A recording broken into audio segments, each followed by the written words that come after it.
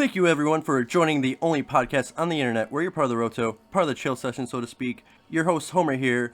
Today, we're going to talk a bunch of movie news, review Civil War, stacked show for y'all today. And today, joining us in our Roto is good old Roger. It's a damn good day to be alive here, Homer. And Apollo, God of the freaking Sun. Excitement she wrote for this podcast, gentlemen. And we're just going to get right down to it with our Civil War non-spoiler review. And if you want to hear our spoiler version, stay tuned for the end of the show when we're going to get spoiler heavy on you. Oh yeah, we're going to spoil shit out of it. Spoilers going to be coming in from left and right. You're just going to be saying, game over, man, game over. And if I had to sum up this movie right now, I'd have to say it was a fantastic movie. So much amazing stuff happens, but I still have my nitpicks about it.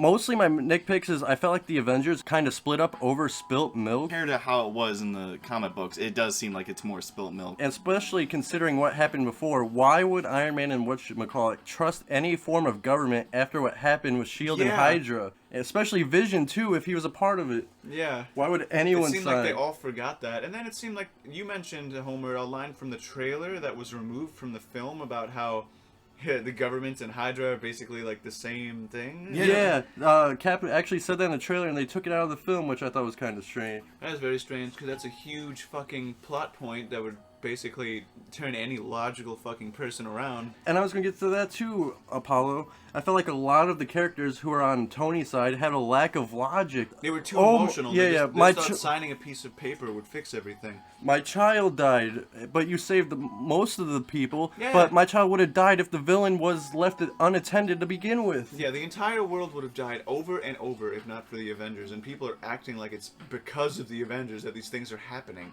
One last nitpick about all that. Why would the government hire superheroes to capture superheroes if they're so against the superheroes? Even if it is like 48 hours or whatever they gave them, why? It's not more of like against, it's more like you guys can't be like America and just intervene everywhere across the globe as you guys have been in like Age of Ultron and whatnot.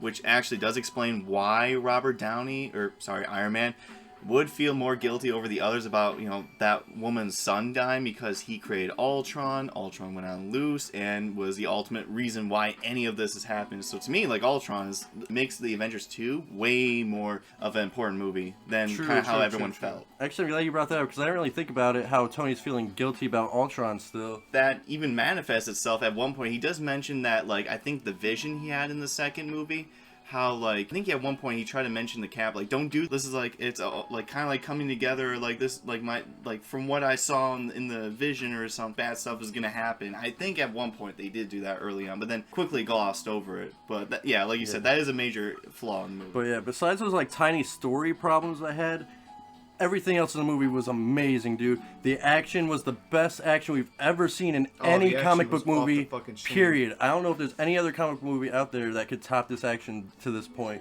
Even Batman vs. Superman, one of the biggest parts of it was the great action. This exceeded that. Oh, yeah.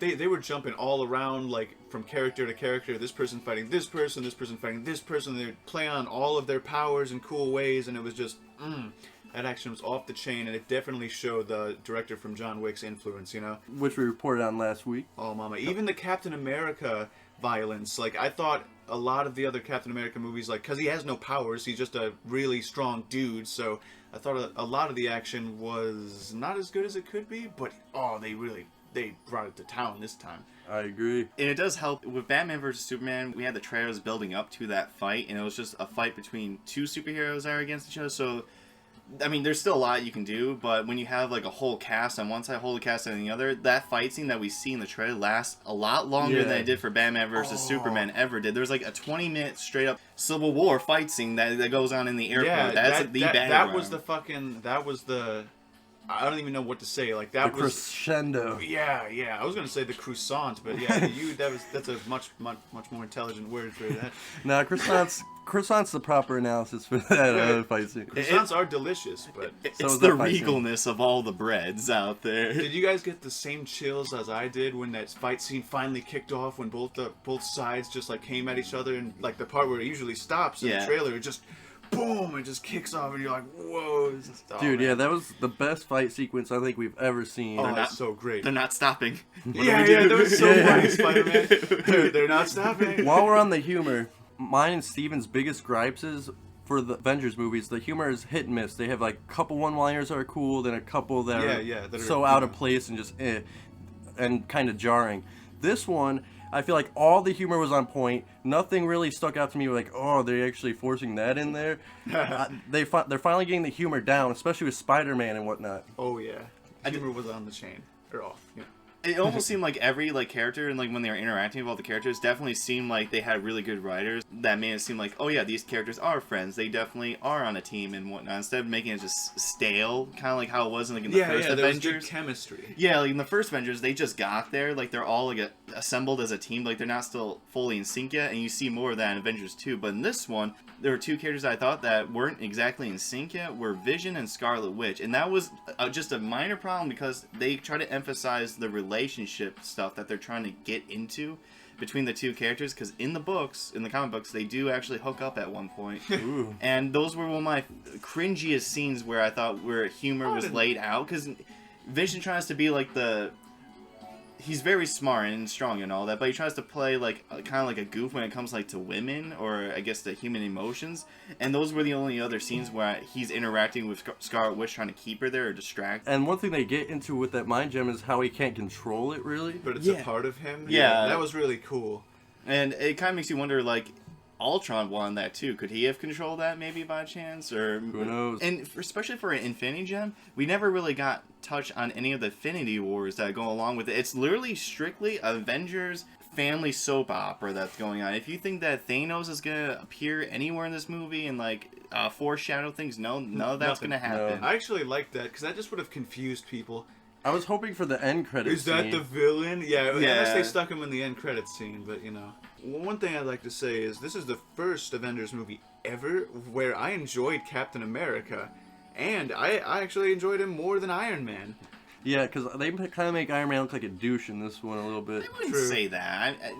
I say good character progression. He's kind of a crybaby bastard, but you know that is his character progression. He's been through a lot of shit. Yeah. I was gonna say if he still comes out just as arrogant, especially after hearing that woman's like son that died story, if he just the still arrogant asshole, that would be. If he could shake that off, then that would be like worse than him actually caring. You know? Yeah. Come on. Yeah, I agree. But they did personify a lot of the characters. Like Apollo and I were saying when we left the theaters, Paul Rudd is Ant-Man, dude. Like, he became Ant-Man. Oh, he played the role so well. The same way Robert Downey Jr. is Iron Man. Like, he's just gold. I loved Ant-Man in this one. I just have a gripe that the way they introduced him, also similar to Hawkeye, it was better fleshed out because Captain America's team definitely need more people, and it makes sense as to why he get the Falcon, like to go find people that have extraordinary abilities. Falcon fought Ant-Man, makes sense. They could just summarize Hawkman and Ant-Man's scene where they're just both from different areas, different settings, just looking at the news, giving out their point of views to someone, but they never do. They explained that, can't remember, black guy, he hunts down Ant-Man to ask him to join the team because he already has a history of criminal activities, even for the greater good, so... Stand for why Falcon went out and got Ant-Man. I just wish there was a scene which showed him like going up to Ant-Man and like talking and recruiting him. That would give more character for Falcon or whatever. Yeah. Instead he just hops out of the van. What time zone is this? But he was great. He was absolutely great. I did love Paul Rudd in this. Right. I know what you're kind of getting at. Like Hawkeye and them, they could have really showed their motivation to joining these teams a little bit more. But I guess I just kind of expect you to just accept that they're on opposite sides, fighting it out. What'd you think of Black Panther, by chance? Oh, man, I was just going to bring that up, actually. Yeah, actually, I was going to ask you guys, who did you like more, Black Panther or Spider-Man? Dude, Black Panther was so badass. And the first time you see him, there's like, you don't see the guy making the suit or anything. He just comes out of nowhere. Yeah. It was awesome. I do want to see the suit making process because it is made out of vibranium. Oh, and the guy that plays Black Panther is really cool. Like you said after the movie, Roger, like his accent and all that stuff. He really got it down. Oh, mama. And that was one of the most worrying parts, is how they were going to introduce two people, Spider-Man and Black Panther, who have, you know the origin story of Spider-Man. Everyone does. Black Panther, not nearly as much. And with the limited time they had with him and his father, establishing like how Avengers 2 again took place in, like a portion of it took place in his country and fucked up his country, it makes a good transition, which explains why the prince is there with his father, the king, and you know how they try to make a diplomatic resolution that started this whole entire Civil War idea, by making the superheroes part of the government. I'm just so glad they did Black Panther justice, because he's been my favorite since I was a kid, and I really never thought I'd see a Black Panther movie. Even like nowadays when superhero movies are so prominent, I still thought he would be a lesser known. They'd probably wait way down the line. But I'm so glad they introduced him, and when I found out he was going to be in this movie rather than getting his own solo movie first, I was kind of iffy. Yeah. But I was just happy to see him, to be honest. But they just did him such good justice and made him look so badass. He even kicked Captain America's ass, which shows how powerful Black Panther truly is. Even Justice has been served. Yeah, outruns fucking Captain America too at one point. To the point running as fast as like all the cars and stuff. It was just that was really cool. How did he even do that? How does this? I thought the suit was just made out of adamantium, right? Or whatever. Those who take the throne, I guess, at that country will want, or wherever he's at, like Wakanda. Oh yeah, he's literally like the protector. He is the Black Panther. It's like a deity, That's it's like cool as shit. He's like part of a god in some way, like he has some sort of godly powers, and that's really cool. And it was just really fun seeing him and Winter Soldier, especially going at, because they showed like they were kind of like equals at one point until. At one point, Black Panther does seem to have like the little hand on him, and he even manages to scratch Cap's surface. On the shield, yeah. The only thing that actually caused real damage to the shield. Yeah, and everything else on the shield is flawless. Ever harm it. And Spider-Man, what do you guys think about that? How does he compare to the other two? I dug it. I mean, I didn't like it more than Tobey Maguire's yet, but give it a movie or two. But I definitely loved it more than Amazing Spider-Man. That was a shit film. Yes. Shit.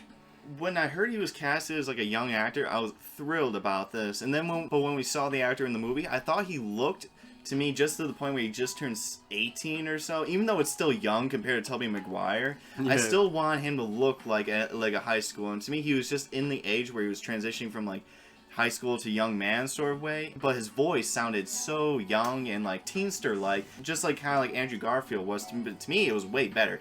I used to hate the outfit too, but when we saw the trailer for Civil War, because I thought it looked like it was hastily made almost, but they comment about that in Civil War, by saying like, oh man, thanks for the new costume, thanks for the new digs, Iron Man, like stuff like that, like as something like as if like they just made like in the Iron Man's like goons. That they just made it, so.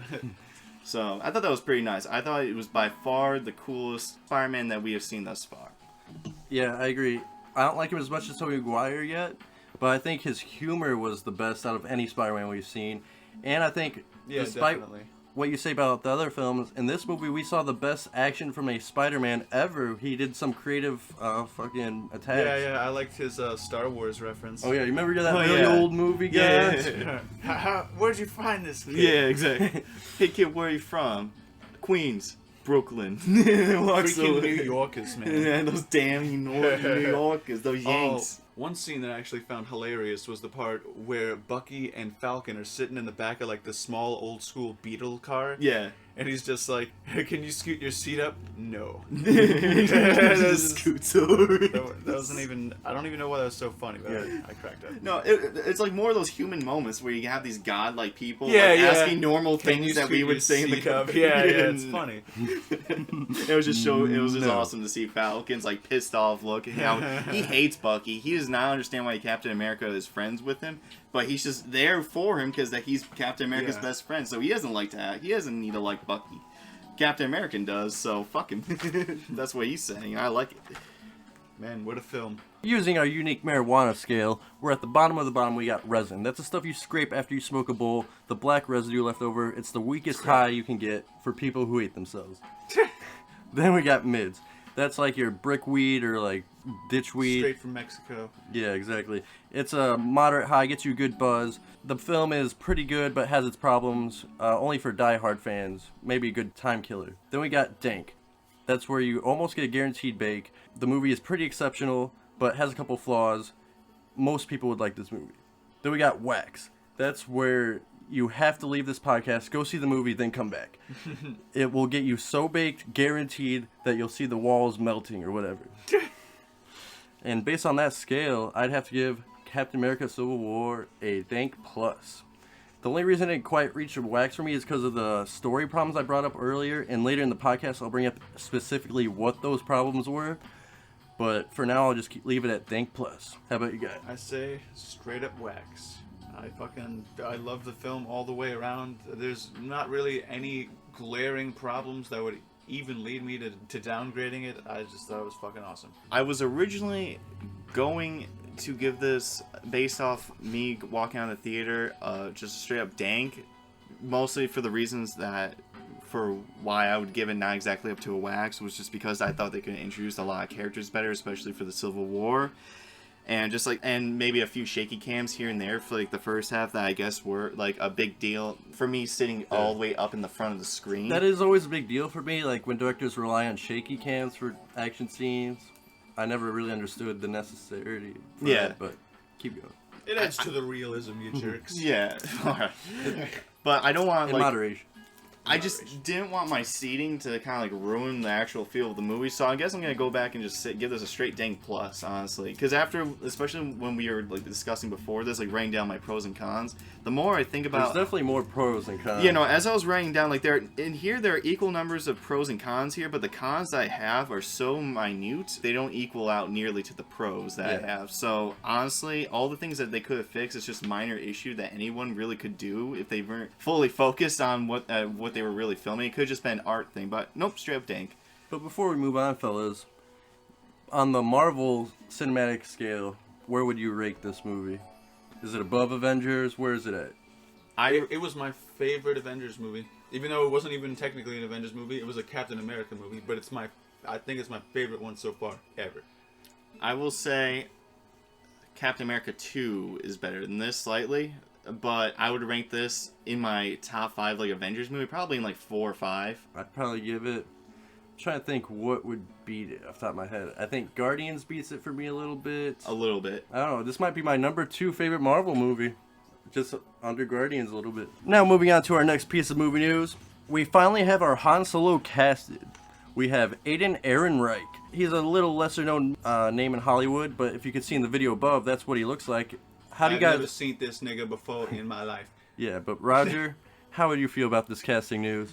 You know, since we haven't even seen this guy before in any of the movies, I'm actually quite fine with that. I know a lot of people would be a little wary, but Daisy and John Boyega were unknowns, and they definitely did way better than even like top actors today would have done for a Star Wars movie. I agree. So when it comes to this guy, based on experience, I don't care for it, but the way he looks, he doesn't look like anything like Han Solo, especially 4 months. This is gonna be 4. He's gonna show up in Rogue One, and it's 4 fucking months before Episode 4. And if you look at Han this, Solo, your facial structure has completely changed. Yeah, I was gonna say, like, unless like they have like fake hairstyle that they can put on him to have him like have Harrison Ford hair at that time, I don't know what they can, or give him the right outfit. I don't know. I remember a few months ago I saw a picture online of some guy that looked exactly like a young Han Solo, and I thought like that. Oh, I think that's who they got. That'd be perfect. And now I'm seeing this dude, and it's like, what the hell's going on? He must have like done something great in the recording booth or something, like to really. He must have sucked somebody off. Yeah, exactly, right? And like Roger was saying, this isn't speculation, this is confirmed that the Han Solo is going to show up in Rogue One, which does indeed take place 4 months before Episode 4, which makes me want this movie even less. One, they have so many better movies they could be doing than a Han Solo movie. Boba Fett earlier, like any other bounty hunter period would be better than Han Solo. Yeah, that or Obi-Wan. Ewan McGregor is on record saying he wants to do it. Get the exact actor from the prequels instead of someone who kind of looks like Han Solo. And even for people who didn't even like the prequels, they can say one thing out of the prequels that were great. 1, lightsaber fights. 2, the Palpatine. And 3, Ewan McGregor. He is Obi-Wan. Hell yeah. Yeah, and I'm sure we're going to get that Obi-Wan movie soon enough because fans are asking for it. He is asking for it. It's just a matter of time. But this Han Solo, I'm not down for it, to be honest. Not even the video game I'm not down for it. I'm not even, like, for a Star Wars movie, I'm not even looking forward to it. Like, I'm just like, alright, it'll come out whenever. Yeah. I don't care. There's a whole list of a galaxy of characters you could choose from. You don't have to choose people that we all know and love, honestly. If anything, that makes it even, that could potentially hurt the movie, and especially for someone that's loved as Han Solo who just died in the recent movie. I'm not even going to say spoiler, everyone has seen that movie.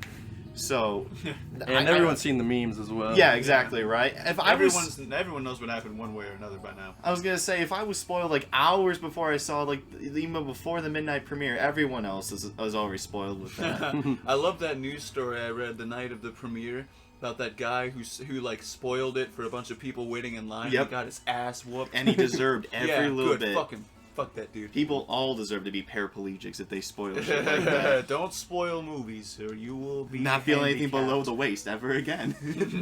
Exactly. So basically, I'm as excited as I can be for this Han Solo news. I'm as hyped up for it, and this is going to sound bad because it's a Star Wars movie, as the new TMNT movie. I don't have high expectations for any movie that is going to be a prequel of one of cinema's favorite characters of all time. So I want a movie based on Han Solo that shows him making the Kessel run in less than 12 parsecs. It has been talked about in 2 movies, 4 and 7, where even Rey knows him more as a smuggler than a war hero. So it obviously is a big deal somehow. Yeah, definitely. And this makes me worried about canon going forward. Are they just going to expect us to reboot all these famous characters and just accept it? I guess so. I mean, the only person I was actually kind of glad to see that they rebooted these famous characters is Mon Mothma, which they showed in Rogue One, who's the leader of the rebels at that. I mean, of that specific trailer. It seems that was the only one that looks almost identical from the original. So this is playing on thin ice right now, I think. Definitely. Disney, I have trust in you, but what the fuck you doing? Moving on to another piece of movie news. It's about the 2018 Flash film. It recently just lost its director, Seth Grahame-Smith, who has brought you such movies such as Lincoln Vampire Hunter and Pride, Prejudice, and Zombies. I have a shrine of him at my house. Yeah. At first, people online, and I don't blame them, are freaking out that this movie's lost a director, because they're like, oh, this guy doesn't want to be part of this movie, it's probably going to suck.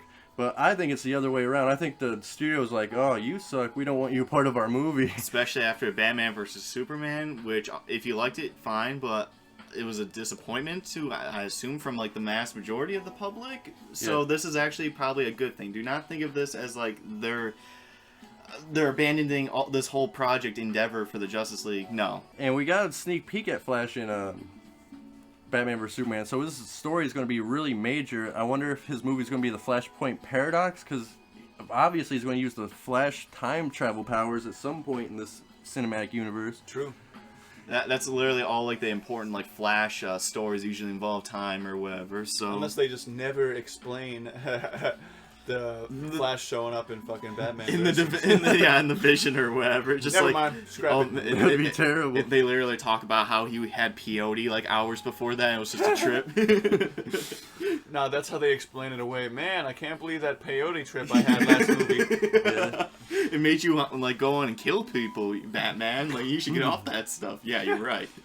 And considering this guy's filmography, so far I have to say good riddance. They have to get a much better director, especially considering the state that the DCU is in right now, where it needs to recover from Batman vs. Superman.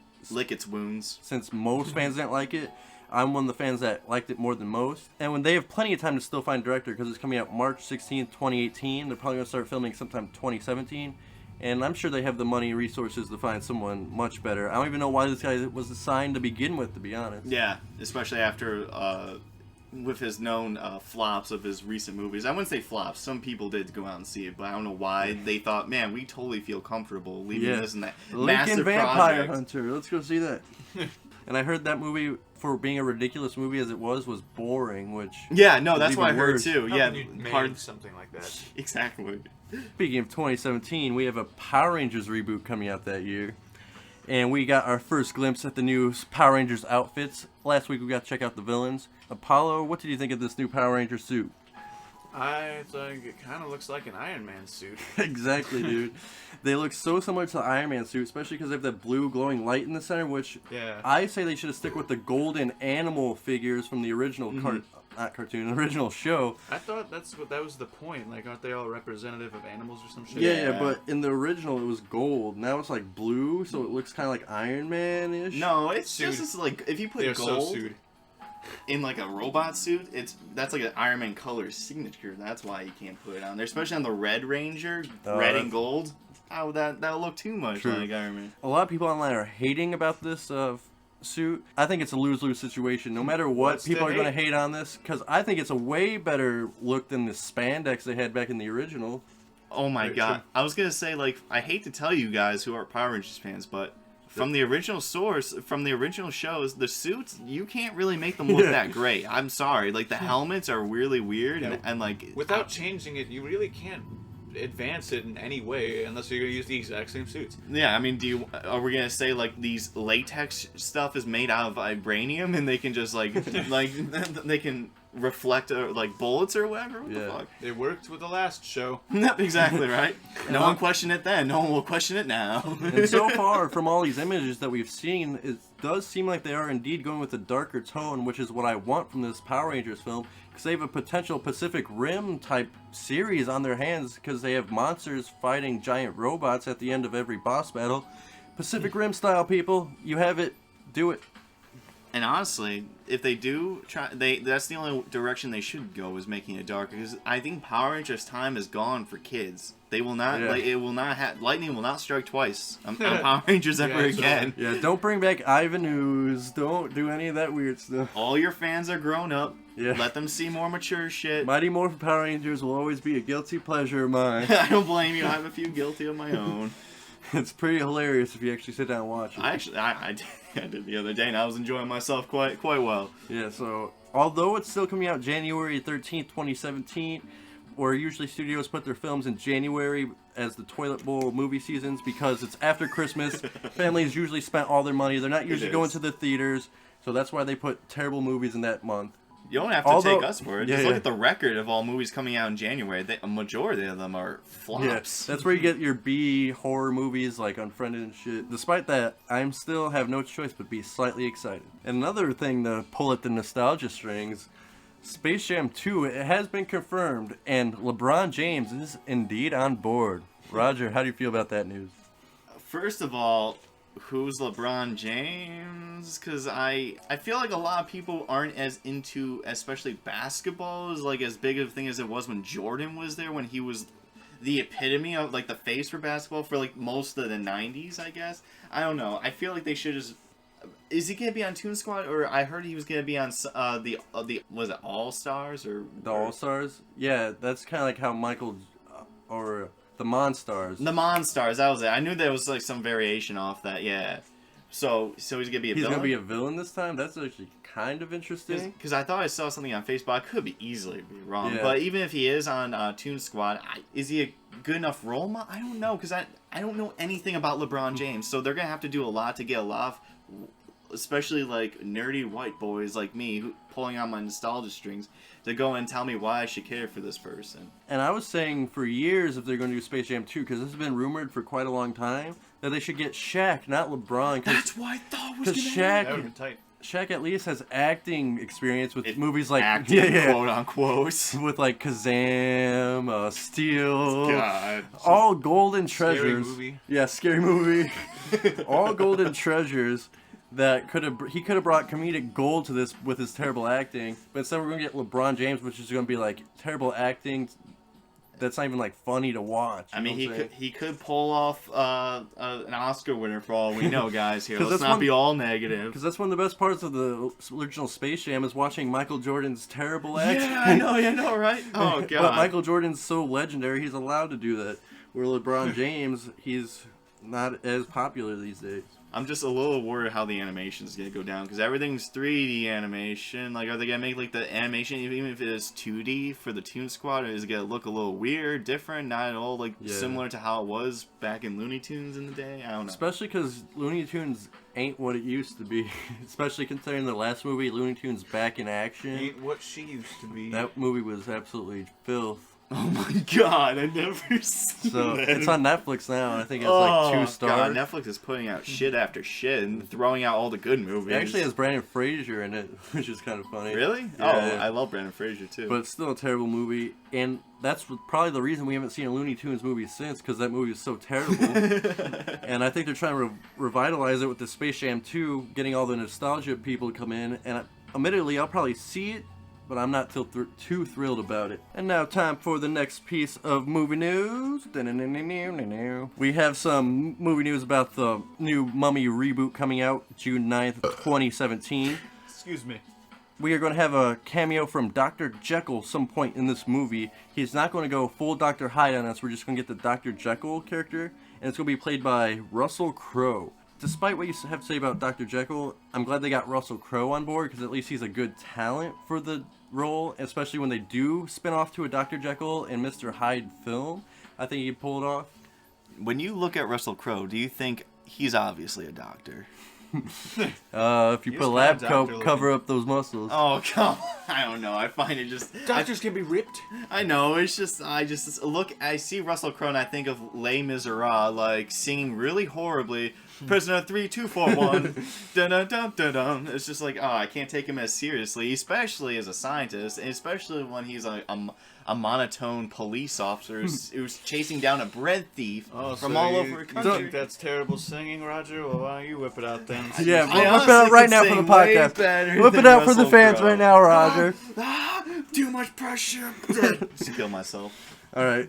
Think of his other films, like Man of Steel. I thought he did a good job. As Jor-El. That. I mean, he did fine. It's just the movie itself was blah for a Superman movie. And you need someone that can really pull off a Dr. Hyde too. I want to see what Russell Crowe could bring to the table when he gets full insane on us. Like, don't take my remarks real seriously. For me, I've seen Dr. Jekyll, Mr. Hyde, like back when with Sean Connery during like the Steven Spielberg I think had into that was like about legendary heroes and stuff like that. And Dr. Jekyll, Mr. Hyde were on there, and he was like played like by a scrawny red hair Englishman. That's who I think of the Doctor should be at all times. That's just me. I actually pictured that too because of how they portrayed him in Pagemaster, if you remember. Oh, jeez, that's been a while, and every time I see a movie, I'm blitzed out of my mind. So you have to be, dude. That movie is a trippy experience. I've never seen it. You've never seen it? No, I want to. We'll save it for when we do mushrooms. But yeah, and I'm kind of excited for the cinematic universe because it's different from the superhero ones we're getting, and they're getting good talent like Russell Crowe. Tom Cruise is going to be the lead in the Mummy movie, which is different for Tom Cruise. I'm excited to see how that plays out. And Johnny Depp is also cast as the Invisible Man, which that movie is coming out 2017, 2018 sometime. And I can't wait to see whatever movie happens to make all these people cross together and fight or whatever the heck's going on. Yeah, when you just told me about this, I was like I had to have you repeat it. I was like, what? What is happening? Why is this happening? It's kind of ridiculous at first, but if you really think about it, it could be really cool. I mean, it's definitely ridiculous, and there's no way you can make it justifiable as to why this sounds like at all like a good story idea, but I'm just going to assume that rich people are bored and that they need monsters to fight it out. That's how I'm assuming they're going to get, like, held. And I want to see these nostalgic monster characters back on the big screen, like Frankenstein. In a good movie, not like Frankenstein and all that garbage we've been getting. None of that trash. Like the traditional Frankenstein story, not some weird spin on it. Yeah, no more fucking weirdness. And I'm a huge Mummy fan. I just want a lot more attention on the Mummy and not on Dr. Jekyll. That's all I'm a little worried about. Definitely could go wrong real quick. That's why this Mummy movie is going to have to prove a lot to us fans. Especially if they're going to open up a whole cinematic universe. Hoo-wee. And it's really got to say who's going to direct this Russell Crowe standalone movie. But speaking of directors and horror movies itself, David Robert Mitchell, the director of It Follows, is going to be teaming with Andrew Garfield to take on a modern-day noir thriller taking place in L.A. Apollo, how do you feel about that news? Oh, sorry, I was thinking about tacos. Actually, I do know what you're talking about, though. This is some very interesting news. It's a weird thing to see Andrew Garfield in, considering like we all picture him as just the shittiest Spider-Man in history. And Paul, let me stop you just for a second.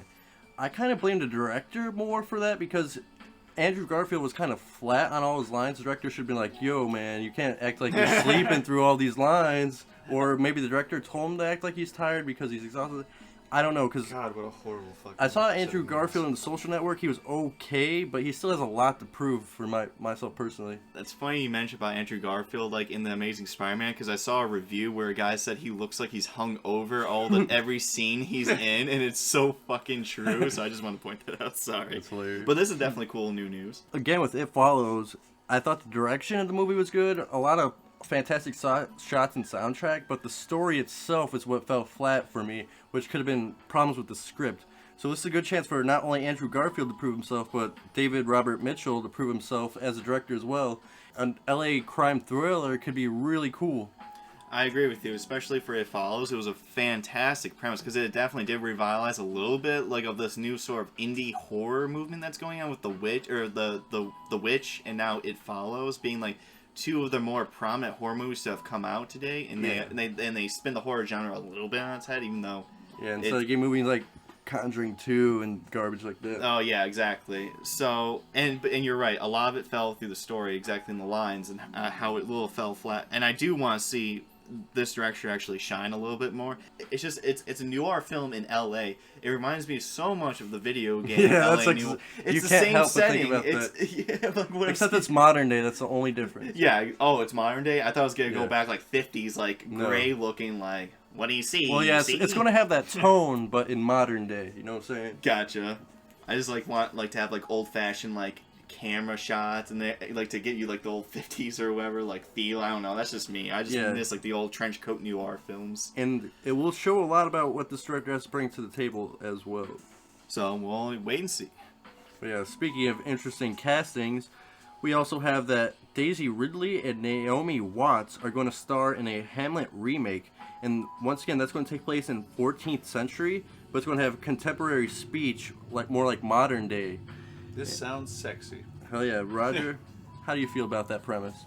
I forget Naomi's who she looks like. Oh yeah. First. I should have brought that up. She's not in that much right now. She's in The Impressionist, which I've never heard of, and the 2004 King Kong with Jack Black. Her, okay. I immediately said that. Just think of Jack Black's King Kong. Okay, because I knew the name, I just couldn't think of the face.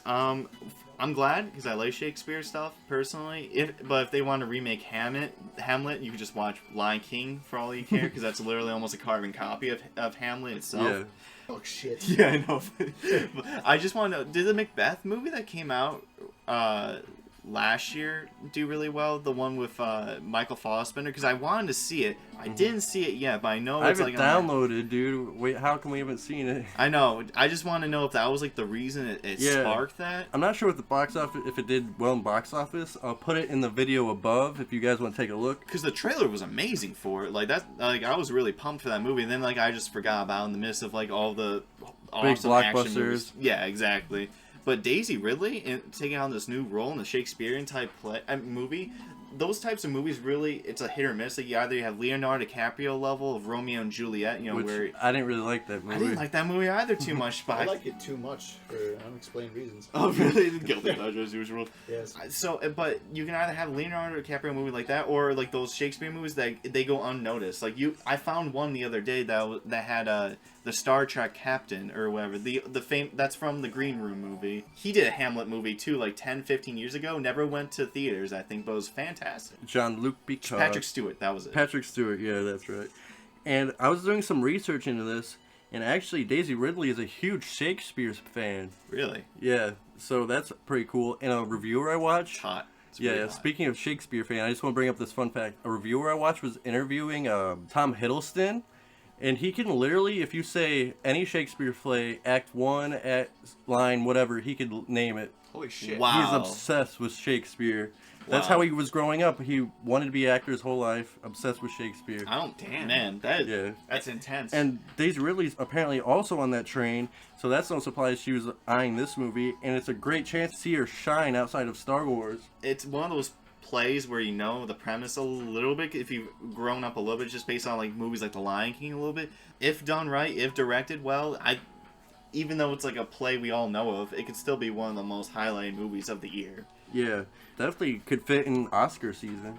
It just depends on who plays the other characters that I'm worried about. Samesies. And I'm also worried about the director, who's going to be on board. Wait, I just realized it's Hamlet. Is Daisy gonna take over as the sad son or daughter like role that's gonna kill like the uncle? Like, is she gonna take the place as the supposed I'm son not and sure make who it a she's daughter? playing yet. What if she plays one of the witches? But they're only there. Double Doyle, boiling trouble. No, wait, I think that's Macbeth, you bastard. Oh, no, shit. I was gonna You're say. right, dude. That is Using your Macbeth. Shakespeare, nigga. Yeah, my Shakespeare classiness is out the window. To I'm be not fair- a classy man. They're both similar. Get I like out, Hamlet Homer. better. We checked out the first trailer for Battlefield 1, and yes, it is as confusing as it sounds. Paul, what were your impressions from this trailer? It was tight. I liked it. I'm looking forward to seeing some actual gameplay because I love the World at War, like classic World War fighting. all those weapons and that whole era. So it'll be really exciting to see finally thrown into the fucking current console generation. This trailer, the graphics were through the roof. It said in-game engine, so it wasn't actual per se gameplay. But if those there were was brief gameplay, yeah, very brief. Yeah, very brief, like quick The shots. cinematics were beautiful. Yeah, but for the cinematics of the game, damn, they look great. Battlefield has always been known for, Battlefield and DICE have always been known for their graphics, especially Battlefield 4 and Star Wars Battlefront. Which was probably one of the better things you can say about the new Star Wars Battlefront game. It looks visually fucking awesome. That's it. Yeah. There's not much to go for that game other than that. And good sound design. My biggest worry, though, is it going to have a story mode? I'm not sure yet. One, Battlefront didn't have a story mode. Neither did Battlefield Hardline. It seems like they're just giving up on story modes because that's not even the reason people play first-person shooters anymore. Even though when I used to get Call of Duty every year, I would play the story mode first before I ever jumped into multiplayer. Same, and now I know people who just ignore the story mode. They ignore the story mode altogether, and it makes me sick. So many people put so much time and effort in that story. Voice acting, a lot of production value going there. Nope, just... I just want to level up. Yep, exactly, and restart again to level all the way up to 100. Oh god, it never ends. Kill me. Yeah. Like we were saying last week's podcast, they're doing the opposite of Call of Duty, where they're going to the future. Battlefield is going back to World War I, where fans have been saying Call of Duty should do this. Yeah, I was gonna say a lot of Call of Duty fans too have been saying like they didn't, especially from Advanced Warfare. Even though that game looked okay for me, it still was like the same old Call of Duty bullshit you see every year. It was cool because the story mode had Kevin Spacey. Yeah, I was gonna say like that's pretty much the signature of it. So if they don't have Kevin Spacey, like is the story mode even gonna be impactful for Call of Duty itself? Because that's one of the main things people like that still defend Call of Duty. Like the story modes aren't bad, and they aren't. To be fair, when it comes to like first-person shooters, a lot of the story is rather bland, but Call of Duty somehow usually is in one of their best games that they've made had actual like depth to it. But for this one, for Battlefield 1, I thought they were going to go back to World War II for some reason, because that's kind of like where I think Battlefield started. But this is the first game, if I recall, and call me to go to World War I, the single greatest and most impactful war of human history. And I'm actually quite surprised it took us this long to actually get there. And for the limited time we saw gameplay, you can just pause that moment they did show gameplay with the light machine or SMG that you sort of have. Absolute fucking stunning. And what's even cool and smart with this setting is that with the limited technology that we had at that time, I feel like it was almost a smart move for the Battlefield team to go over this thing, because you can't really make that much destructibility in the battlefield with all the weaponry that we had that time. You definitely can make fucking like a crater, I guess, if you just bombed one area constantly over and over again in those shitty ass airplanes. Overall, I feel like it's more of the environment, more of the lighting and the shading, and the lighting was fantastic, I thought, and it looked absolutely beautiful in the little gameplay footage that we saw. But obviously cannot wait, and they definitely did show off all their great assets in this, especially after the DICE team ridiculing the Call of Duty developers after their game trailer was released, saying like, oh, this looks like this is from 2010. Oh, you're adding Call of Duty 4, forcing people to get the game. Yeah. Oh, and for good reason. They definitely should be ridiculed. But for this, I thought they definitely did a good job, and I can't wait for E3 to see more gameplay. Me too.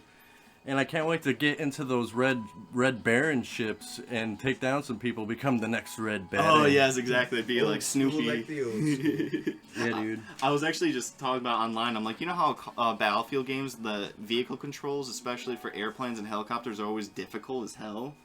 Like, I would just think, like, now, like, with World War I planes, if they're going to add, like, more mechanics to the airplane, make it even more difficult, like, it might just, like, stall randomly, because, like, those, like, airplanes are so prototype at the We're going down. Yeah, no, exactly. Down for no reason. Yeah, exactly. God damn our ingenuity.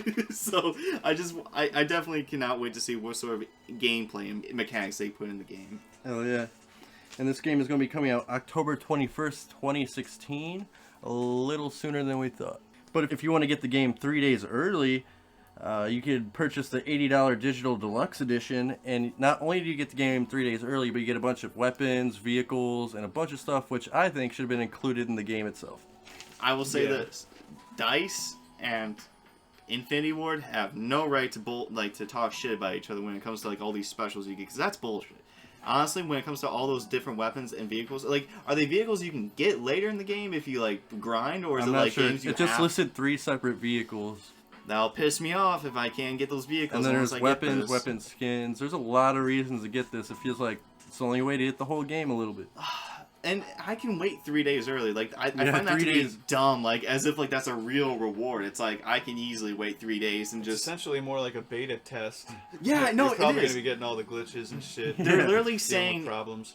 pay us $20 so you can play this game early and report bug problems to us, so it would help us for the day 1 patch. That's literally what they should say. And now that you point it out like that, Apollo, it does make it sound more like bullshit than it actually is. I'm on record saying I don't really like these digital deluxe editions because everyone I've bought so far I've been greatly disappointed. Yeah. Destiny, Assassin's Creed, list goes on.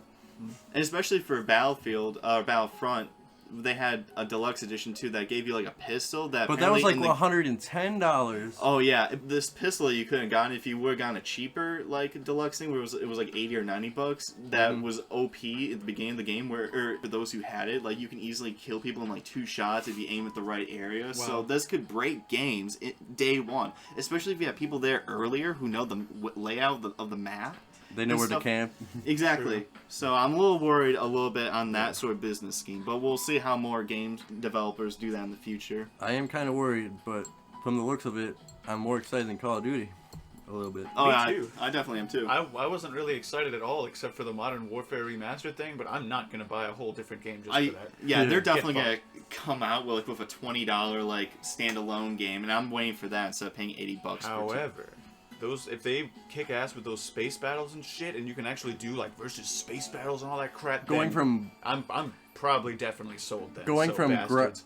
going from ground to space instantly seamlessly with no loading screen, that would be dope. I will say this: take these trailers with a grain of salt, especially the Call of Duty, because it didn't show. It showed us a little bit of gameplay, but not like it seemed very cinematic, and so did this Battlefield. It was very cinematic in some aspects. Take all these with a grain of salt. The only thing you can take for real is probably that little bit of gameplay footage they showed in the Battlefield. But for Call of Duty, going from surface to space, I'm guaranteed that's all campaign, and I'm worried about the space battle too. I'm afraid it's gonna be an on-rail shooter where you're not gonna pilot per se the actual vehicle. That'll be gay. Yeah. I'm just letting you guys know. Yeah, Yeah, that is a good point though. That very well could be how they do it. Although that's just I would be unsold on the game then. I mean, it's already there. Just fucking make some just cool have a space battles. I also predict like a space battle mode where you just start off in space and you can't like do anything else. Oh yeah, like he can't like board another ship or something like that. I can picture that, but these are a lot of what ifs. We just have to wait True. and see. Especially All with we got E3. is speculation in one trailer. So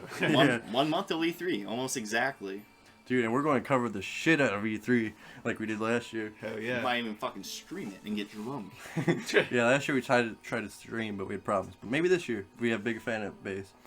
And now we're going to finish off today's show with our Civil War spoiler-filled review. So if you don't want to know anything about Civil War, leave this right now, and don't forget to comment, rate, and subscribe. Yeah, comment, rate, subscribe, and then go see Civil War. You stupid piece of shit. And come You back. dumb motherfuckers. All right, guys.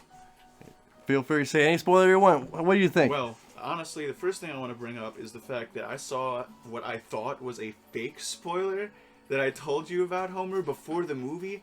It was about, it was some asshole commented, my favorite part is when Bucky kills Iron Man's parents. And when I read it at the time, I thought Iron Man's parents were already dead. And plus, it was just such an outrageous accusation. I was just like, that's retarded. So I told Homer, and we both had a good laugh about it. We thought they were making fun of Batman. Yeah. Then we actually show up to the theater, and guess what happens? Fucking kills Iron Man's fucking parents, and I'm like, what the hell? And that's actually one of my nitpicks of the movie. The crash happens to happen in front of this camera. What is this camera doing It's here? in the middle of the woods. This camera's just attached to a tree? Yeah. Where is it plugged into? What is this? And then how did this average guy get this footage or access to this space? Yeah. How did this guy get this access to all this ridiculous stuff? Yeah. It's like not like he's a super genius villain of any sorts. No, the He's villain. just an average guy. Well, he apparently kind of is. I mean, I when guess he put he his is. mind to it. Yeah, Yeah. I guess like I guess that's a good reason. But the thing is, like, the camera thing, like, that's just, like, literally almost movie-breakingly impossible. That's not real. Stuff like that I was talking about. And some characters' motivations just didn't seem realistic to me, such as Tony Stark. Well, Tony Stark was the most realistic out of anyone, and Vision was okay, but Vision should know since he's Vision so smart. doesn't seem very intelligent. No, yeah, for the character that he is. You think he would have been on Cap's side? It's like he's on Iron Man's side, but he doesn't agree with either side, and like he's in the airport fight scene, but he doesn't really do anything. That's because he's trying not to hurt anyone. Yeah, but like it's just I felt like they really had a hard time in the movie trying to put where Vision is, because he's like a god compared to like all these other guys. So if you have him on one team, it's almost like OP. But in this movie, you kind of just see him. He's just standing there most of the time, and the only time he's relevant is when he accidentally shoots Rhodes. Yeah. That was also.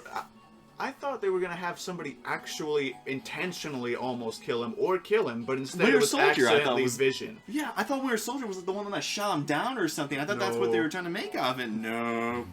Nope. Yeah, the trailers were a bit misleading on that one. And I really thought someone was gonna die, but just paralysis. Yeah, which is the biggest problem with Marvel movies. They never have a major character die. Yeah, I mean, this ain't Game of Thrones, but like, let's see some real shit. Let's see some death. Yeah, especially if you tease in the trailer, making it look like someone's gonna die. Yeah. And like they make Tony like fine with like Rhodes like being paralyzed, but from Vision he just goes to Vision. He's like, "Wait, you can be distracted?" He's like, "Yeah, I guess." And that was it. That was it. I'm like, there would be. There's not much you can do to Vision. He's like a god, but it's like I would be up in his face. Apparently, he's not that infallible after all. Exactly, for having like a god-like gem in your brain. Nope, I guess you can get distracted. There was one part in Civil War that had to get out, and that's involving the other Winter Soldier agents that are involved in Hydra that had the superhero serum like sort of like injected in them.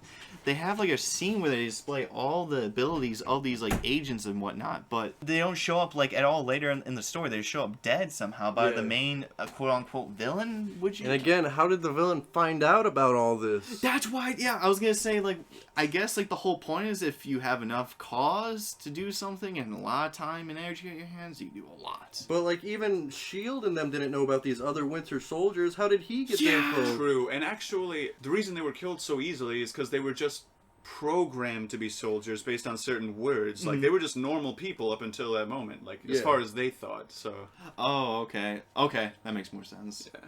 It's just I found it weird that you just go to their lab later and they're just all dead, just shot. I was like, oh, and then like we went back. That was near the end of the movie. I was like, oh yeah, what about these guys? They're just dead. Okay, they're dead now. Okay, that's cool.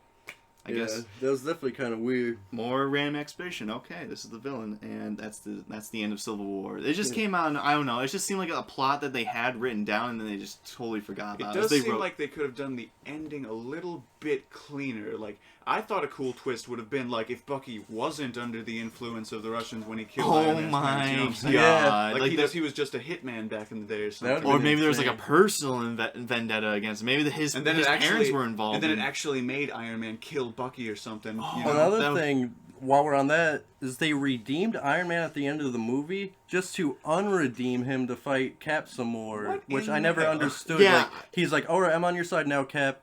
Oh, I'm not anymore. Yeah, exactly. Yeah. It's like his logic once again went out the window when he got emotional, which is kind of the entire point of the movie. No, it's almost like the entire like flaw of Iron Man himself. He gets emotional in Avengers 2 with the vision he saw of the future, and it involuntarily builds Ultron because of it, because of his emotions. We're getting to see that's good correlation that at least we're seeing from these films. Indeed. Let's talk about some pros real quick. So we don't make it seem like we hate this movie. No. Dude, Ant-Man. Oh, we've already given our reviews. That's true. Clear we don't hate it. Ant-Man, dude. Seeing him go huge was so awesome in this movie. I was an idiot. I totally forgot he can grow. I thought it was I forgot they nerfed half his powers in the first movie. And they never do that for any other superhero. When I left the first movie, I was shocked that he never went big, but here he is. Yeah, it was a good thing to see. Giant Paul Rudd. I'm actually kind of glad they saved it for Civil War because it was such an awesome moment. And then Paul and I were pointing this out, the scene where Cap's like, if anyone has any other, or Iron Man's like, if anyone has any other amazing powers that they've been hiding from us, like, go ahead and whip it out. Boom. I actually kind of find it a little funny when he grew big. It was Spider-Man was like wrapping around it and like crawling on him. It was almost like Ant-Man versus Spider-Man, the two LOL. insects. I didn't think about that insect man battle. I didn't think about it either. So we walked out of it. I was like, oh, like I was like trying to think of all the smart like directing they kind of did. I'm like, oh, that was a good one right there. Little did I know. And like the scene, this goes again to how great the action was. The scene when Hawkeye shoots Ant-Man, and then Ant-Man grows big. That was epic. That was pretty epic, I must admit. Especially for like how Ant-Man was like on the thing. He's like, oh yeah, Yeah, right I'm now. ready. he's like riding it like a fucking bull almost. And like we were I like saying, how he didn't know Hawkeye's name. He was like, okay, Arrow guy, shoot me. yeah, and how he was geeking out. He's like, Captain, I know you. Oh yeah, I know you too. You're great. Scarlet Witch. He's nerding out. And that's exactly, like, you hit the nail on the head, and my main few gripes in the movie, though that would have been easily padded out if they had introduction, how they got onto the team, and maybe they talked to each other a little bit, but no, it was just like, almost, like, before the actual major fight scene, it was like they just hastily got the team ready, they're like, oh, good thing their team's here too, so we gotta, like, now walk in a line and run at each other and fight to the death. Squad up. Wait, they're not squad up, stopping. exactly.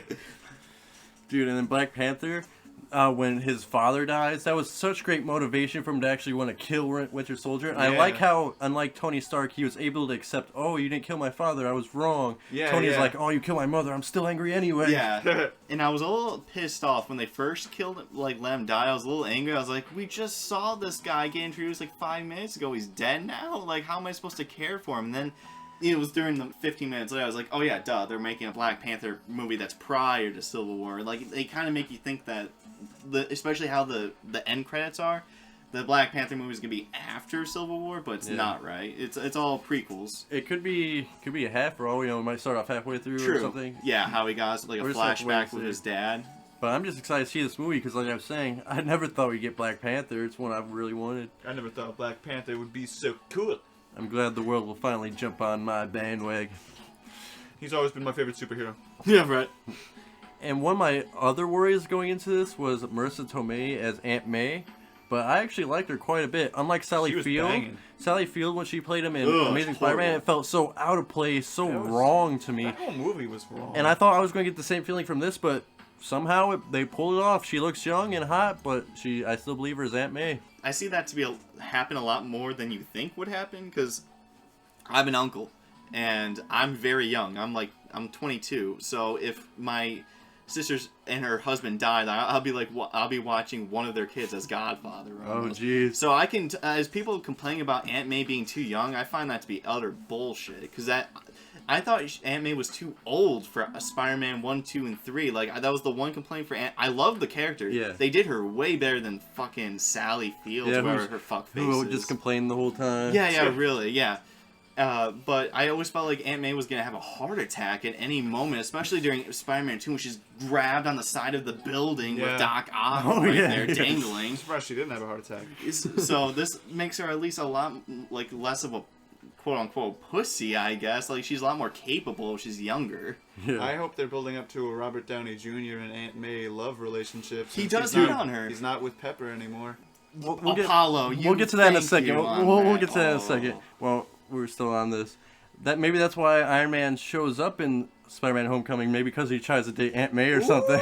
And was he supposed to be like his father figure for Spider-Man, being Yes, Robert I Downey? love it. Because shit. he's confirmed to be in the Spider-Man movie, so I would we'll have to wait and see. Gosh, But- that'd be so weird. But Roger, I know you had some strong feelings about that Pepper Potts. So did I. It honestly somehow didn't work its way in the con section, but I remember that strongly after like we walked out of the theaters because the Hawkeye thing and the Pepper. You It spent was really three lame. Just an off-screen breakup. Yeah. 3 movies you spent on their relationship. Yeah. Nothing off-screen. went wrong. Yep. And then now this. Ultron was the one that broke the camel's back for her. Nope. She's dating a superhero, but yet she can't accept that he's saving the world. And she had a Question superpower mark? at the end of Iron Man 3. So Yeah, what? She's just what walking. the hell happened? So she's just walking around now with those superpowers. That's a very good point. Didn't think about Yeah. that, Roger. They're She's just like, super now. Wouldn't? Yeah. we gave her a power, write her out. So she's not gonna be under like the legislation and all, even though she's a Yeah, mutant. yeah. Robert Downey Jr. whole focus of that movie was getting them all under check. His ex-wife or ex-girlfriend, what the fuck ever's wandering around out there with superpowers, and he doesn't even know where she's at. She's fine. Nah, she she's won't good. do anything. I know she's cool. CEO of my company.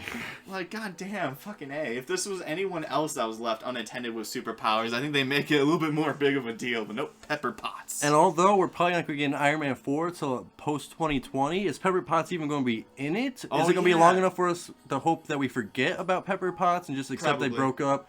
I think that's where they're heading with this. Maybe the actress didn't want to be Pepper Potts anymore. I don't know what's going down. They're probably doing the Aunt May thing. Especially now that I think about how he's casted in Homecoming. He is going to be banging Aunt May. Yep. Or it's going to be going... Actually, I would be happy with that just so he can be like... Spider-Man can be like, oh, daddy. And he's like, oh, son. Especially Marissa Tomei, the Oscar winner. Always going to be talent behind your Aunt May. Any other things you guys want to bring up before we end the show? Anything else to point out? Any big scenes? It was a really long movie, dude. It was almost 3 hours. It was worth every second. I agree. It was almost 2 when we got back. I was like, we got there at 10, didn't we? Yeah. It was a long-ass film. It was pretty much the same long time as Batman vs. Superman, but the pacing in this was a bit better because Batman vs. Superman kind of dragged out a bit. A lot of scenes could have been cut in Batman vs. Superman, while in this, pacing was pretty on point. Couple slow moments. They could have used some screen time for other things, but there's maybe 3 moments where I thought like this is taking a while, but it was still great. Yeah, definitely. And this is a movie you definitely need some of that exposition where some scenes do have to be a little boring just because you have to have like it can't be all action. Yeah, otherwise you have no reasoning for fighting. You know? And when the action does come, it delivers, so it all works out, dude. Man, I still get chills thinking about that scene when they just clash. They're not stopping. Like I hated Man of Steel when like the third act of the movie was just nothing but nonstop action, destruction and stuff. I didn't mind this. This is done right when you actually get a group of people doing all different stunt coordinated, like awesome hand-to-hand combat scenes. Mwah, comes out definitely just beautiful. And they didn't quite milk it and they didn't quite underplay it. They just nailed it. They took that fucking scene and they just woo! They treated the Marvel cow pretty well. Instead of just not milking it. They treated the Marvel cow very well. The DC ones malnourished on the floor, like yeah. Thank you all very much for listening to this week's podcast. Civil War is off the chain, of course. We're probably going to see it multiple times in theaters before it goes out. And stay tuned. We have a bunch of cool stuff coming up in the next few weeks. Next week, we're going to have a Hitman Episode 2 review featuring our own personal gameplay. Uncharted 4 gameplay review coming in about 2 weeks, along with Doom review as well. X-Men Apocalypse coming out soon. Yeah, X-Men Apocalypse. And next week we're supposed to get there's online rumors that we're getting details on Pokemon Sun and Moon next week. So be sure not to miss that, especially for your video game fans. The past few weeks have been pretty skimpy on video games. Woo doggy. And as many of you may know, we've been working on our website, stonermanshow.com. And I cannot wait for you all to see it. It's going to be our best website to date. You saw our beta site, stonerman.net. And this is going to improve upon it in every way. We're actually going to have a mobile site, new character bios. It's going to be flame and dank as fuck. If you're still listening this far, why not go ahead and comment, rate, subscribe, man, you know what I'm saying? Yeah. And then go do something interesting with your life. Or see Civil War. Either way. Hell yeah. Well, as always, stay lifted, my friends. Good night, America. Tuck in your children and pet your cats. And don't forget about your adorable doggies. But have a good night, everyone. May the force be with you. Always.